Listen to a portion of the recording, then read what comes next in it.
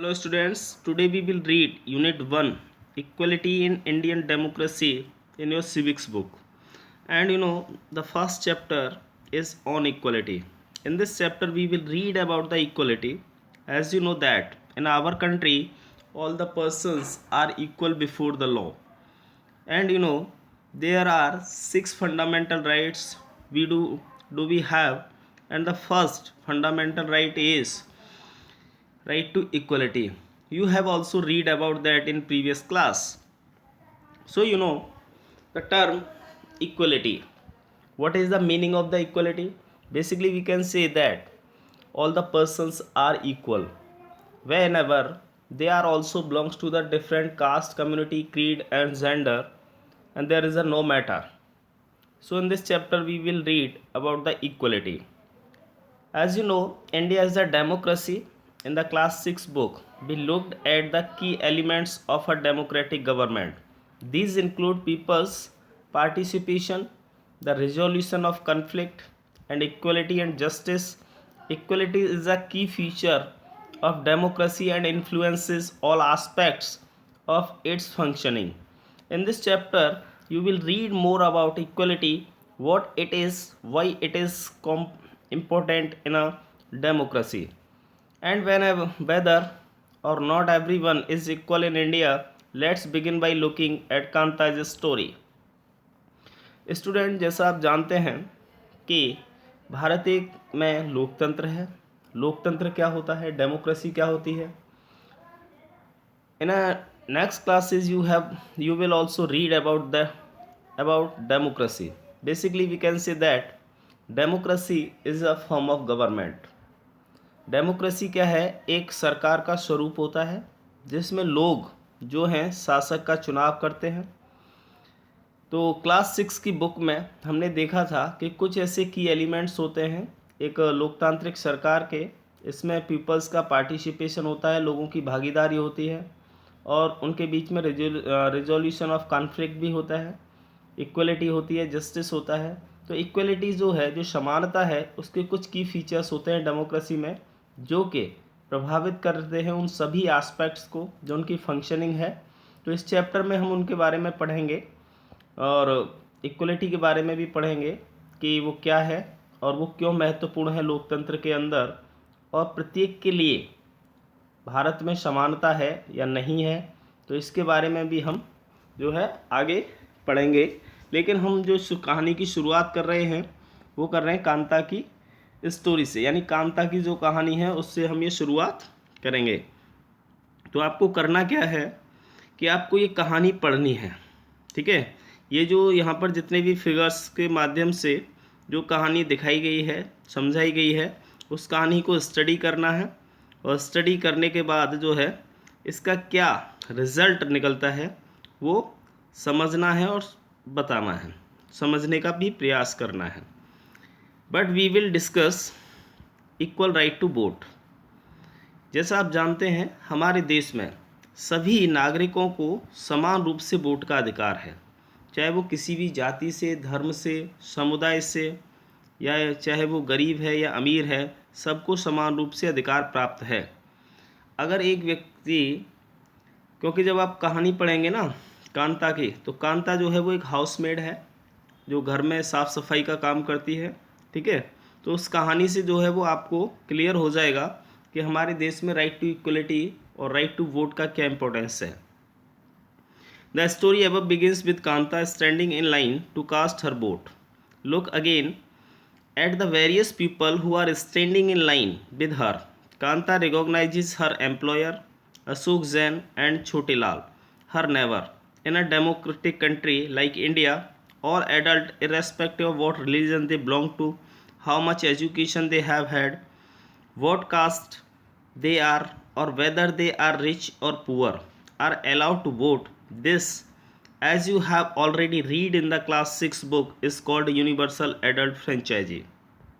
ऊपर जो कहानी की शुरुआत होती है, कांता जो है वो वोटिंग की लाइन में खड़ी है और वो अपना वोट कर रही है. लेकिन दोबारा हम उसको जब देखते हैं तो बहुत सारे ऐसे लोग हैं जो कि उसके साथ उस लाइन में खड़े हैं. तो कांता के जो एम्प्लॉयर हैं जिन्होंने उसको रोज़गार दिया, जिनके घर में वो साफ़ सफाई का काम करती है, अशोक जैन है और छोटे लाल भी है जो उसका पड़ोसी है। तो एक लोकतांत्रिक देश में जैसे भारत है, तो सभी जो एडल्ट्स होते हैं, जो सभी वयस्क होते हैं, चाहे वो किसी भी धर्म से हैं, चाहे वो किसी भी जाति से हैं, चाहे उन्होंने कोई भी एजुकेशन लिया है या नहीं लिया है, चाहे वो इलिटरेट ही क्यों ना हो, उन सबको जो है समान रूप से वोट का अधिकार प्राप्त है, चाहे वो अमीर है चाहे वो गरीब है, ठीक है, सबको वोट का राइट है। इसके बारे में हम क्लास 6 की बुक में जो है पहले ही पढ़ चुके हैं, जिसको यूनिवर्सल एडल्ट फ्रेंचाइजी कहा जाता है, and is an essential aspect of all democracies. The idea of universal adult franchise is based on the idea of equality because it because it because it states that every adult in a country, irrespective of their wealth and the community he belongs to, has one vote. Kanta is excited to vote and happy that she is equal to all of the others because each of them has one vote.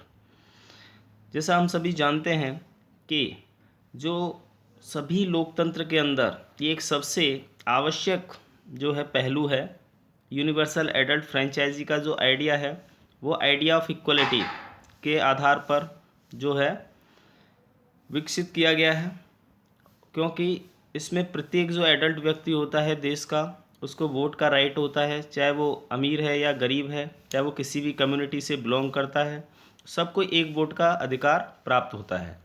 Kanta काफ़ी excited है क्योंकि वो vote कर रही है और वो खुश भी है, क्योंकि उसको लगता है कि सभी वो भी जो है उसको भी अन्य जो लोग हैं उनके साथ जो है समान रूप से वोट का अधिकार मिला हुआ है, क्योंकि प्रत्येक को इस देश में एक ही वोट का अधिकार है, चाहे वो हाउसमेड हो, चाहे वो देश का राष्ट्रपति ही क्यों ना हो, सबको समान रूप से वोट का अधिकार प्राप्त होता है।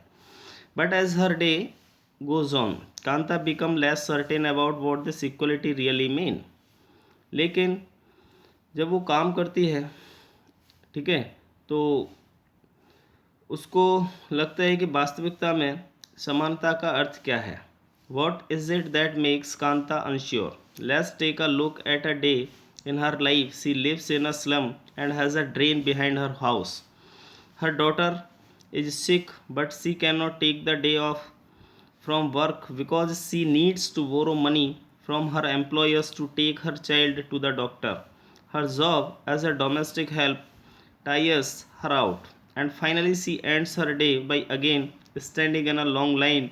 This line in front of the government hospital is unlike the one in the morning because most of the people standing in it are poor. लेकिन कांता जो है वो अनश्योर क्यों है, एक तरीके से उसको क्या लगता है कि वो उसके लिए अनश्योर है।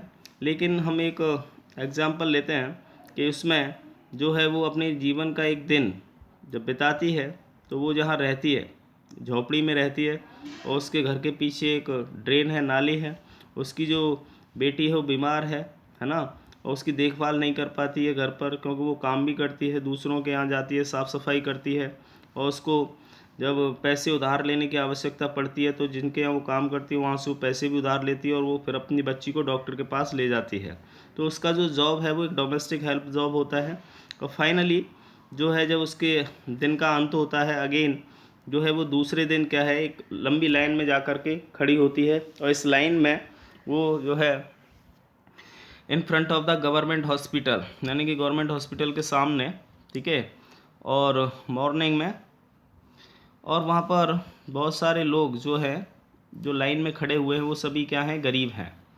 तो यहाँ पर कहीं ना कहीं डिफरेंसेस क्रिएट होते हैं। जो गरीब लोग होते हैं ज़्यादातर गवर्नमेंट हॉस्पिटल में जाते हैं अपना इलाज कराने के लिए, और जो अमीर लोग होते हैं वो मोस्टली क्या है प्राइवेट हॉस्पिटल्स में जा कर के इलाज कराते हैं, क्योंकि वो उसको अफोर्ड कर सकते हैं, उनके पास पैसे होते हैं।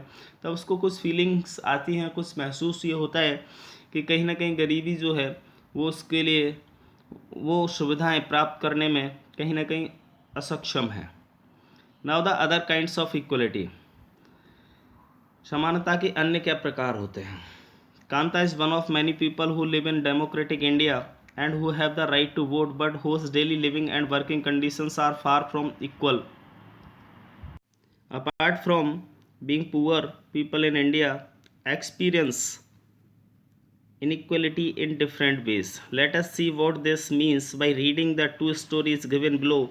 Each of these is based on real incidents in people's lives and reflect the different kinds of inequalities that exist in India.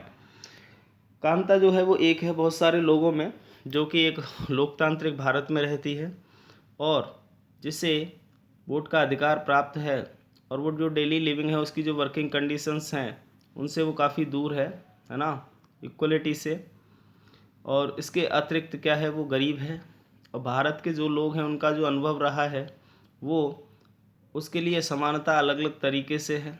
तो अब हम ये देखते हैं कि इसका अर्थ ये हुआ कि हम दो कहानियाँ पढ़ेंगे जो नीचे दी गई हैं। तो प्रत्येक में से जो है वो एक रियल इंसिडेंट्स के ऊपर आधारित है, जहाँ पर लोगों का जो जीवन होता है उसको अलग अलग तरीके से समानता जो है वो प्रभावित करती है, ठीक है, जो कि भारत में एग्जिस्ट करती हैं। क्योंकि हमारे देश के अंदर समानता को जो है अलग अलग तरीक़ों से जो है वो लोगों को प्रभावित करती है, असमानता सॉरी। तो one of the more common form of inequality in India is the caste system. If your live in rural India, your caste identity is something that you probably learned or experienced very young. If you live in urban India, some of you might think that people no longer believe in caste. But just look at these matrimonials shown from a leading English newspaper and you will see how important the issue of caste continues to be in the minds of highly educated urban Indians. तो इनमें से एक सबसे जो more common form होता है असमानता का, इनइक्वलिटी का भारत में, वो क्या है, कास्ट सिस्टम है। यदि आप ग्रामीण भारत में रहते हैं तो वहाँ पर कहीं ना कहीं कास्ट जो जाति होती है वो एक पहचान के रूप में मानी जाती है, और उससे जो है बहुत ही जो यंग पीपल्स होते हैं वो सीखते हैं, उनको अनुभव होता है। यदि आप अर्बन इंडिया में रहते हैं तो कुछ ऐसी चीज़ें होती हैं जहाँ पर लोग जो है कास्ट में ज़्यादा लंबे समय तक विश्वास नहीं करते हैं। लेकिन जब हम कोई मैट्रिमोनियल्स देखते हैं, जैसे शादी संबंधों से रिलेटेड कुछ न्यूज़ जो है हम इंग्लिश न्यूज़पेपर्स में पढ़ते हैं, जब हम उनको देखते हैं तो वो बहुत ही इम्पोर्टेंट इश्यू हैं जो कास्ट को लगातार कंटिन्यू किए हुए हैं, और वो कहीं ना कहीं हाईली एजुकेटेड जो अर्बन इंडियंस होते हैं उनको प्रभावित करते हैं। Now let us read a story about the experiences of a Dalit child attending school. You have already read about Dalits in the class 6 book. Dalit is a term that the so-called lower caste used to address themselves. Dalit means broken, and by using this word, lower castes are pointing to how they were and continue to be seriously discriminated against. तो अब हम जो कहानी पढ़ेंगे उसके बारे में जो अनुभव करेंगे, जो एक दलित चाइल्ड की कहानी है जो स्कूल जाता है, और उसके बारे में ये जो कहानी है क्लास 6 बुक में आपने दलित्स के बारे में पढ़ा है कि दलित जो एक टर्म है जिसको हम लोअर कास्ट कहते हैं, यानी कि जो लोअर कास्ट पीपल्स होते हैं उनको दलित नामक शब्द से संबोधित किया जाता है, एड्रेस किया जाता है। दलित का अर्थ होता है ब्रोकन, एंड इसका जो उपयोग किया जाता है शब्द का वो लोअर कास्ट पीपल्स को पॉइंट आउट करने के लिए किया जाता है, और लगातार जो है एक उसके माध्यम से एक गंभीर रूप से उनके खिलाफ जो एक भेदभाव होता है। तो ये कहानी है ओम प्रकाश वाल्मीकि की। ये 1950 से 2013 के में जो है इनका बर्थ हुआ था 1950 में, 2013 में इसकी डेथ हुई। ये एक फेमस दलित राइटर थे और उन्होंने अपनी आत्मकथा में लिखा है जिसका नाम झूठन है। He writes, I had to sit away from the others in the class and that too on the floor. The mat ran out before reaching the spot I sat on. Sometimes I would have to sit way behind everybody, right near the door. Sometimes they would but beat me without any reason. When he was in class 4th, the headmaster asked Om Prakash to sweep the school and the playground. He writes, the playground was way larger than my small physique could handle, and in clearing it, my back began to ache. My face was covered with dust. Dust had gone inside my mouth. ये ओम प्रकाश वाल्मीकि की कहानी है जो एक दलित writer थे। उन्होंने अपनी एक आत्मकथा लिखी थी जिसका नाम था झूठन। वो लिखते हैं कि जब वो स्कूल जाते हैं तो क्लास के अंदर जो है उनको अन्य बच्चों से अलग बिठाया जाता है और उनको फर्स्ट पर बिठाया जाता है। और फिर उसके बाद जो है जब वो बैठते हैं तो उनको कई बार क्या होता है कि जो सभी बच्चे क्लास में बैठे होते हैं उनसे सबसे पीछे बैठाया जाता है ना। और ख़ास करके कई बार क्या होता है डोर के पास बिठा देते हैं, ठीक है, विदाउट एनी रीजंस। क्या होता है कभी उनकी पिटाई की जाती है। और जब वो क्लास फोर्थ में तो हेडमास्टर ने उनसे पूछा कि ओम प्रकाश आप स्कूल की सफाई करेंगे और प्लेग्राउंड की सफाई करेंगे। वो लिखते हैं प्लेग्राउंड जो है वो काफ़ी बड़ा था और मेरा जो शरीर था या मेरी जो फिज़िकल कंडीशंस थी वो काफ़ी छोटी थी जिनको मैं हैंडल नहीं कर सकता था, लेकिन मैंने उनको क्लीन किया। पूरे प्लेग्राउंड को क्लीन करने की रिस्पॉन्सिबिलिटी थी।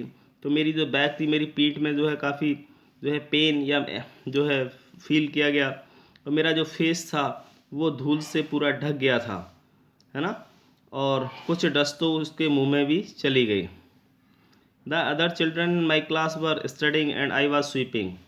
जो अन्य छात्र थे मेरी कक्षा में, जो अन्य बच्चे थे वो सभी पढ़ाई कर रहे थे और मैं सफाई कर रहा था। Headmaster was sitting in his room and watching मी।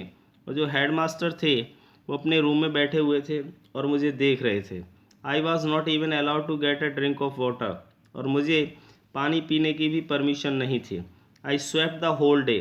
और मैंने पूरे दिन सफाई की। From the doors and windows of the school rooms for eyes of the teacher and the boys saw this spectacle. Om Prakash was made to sweep the school and the playground for the next couple of days, and his only came to an end when his father, who happened to be passing by, saw his son sweeping. He confronted the teachers and then walking away from the school holding Om Prakash's hand. He said loudly for all of them to be here, "You are a teacher, so I am leaving now. But remember this much, master. He will study right here in this school, and not just him, but there will be more coming after him."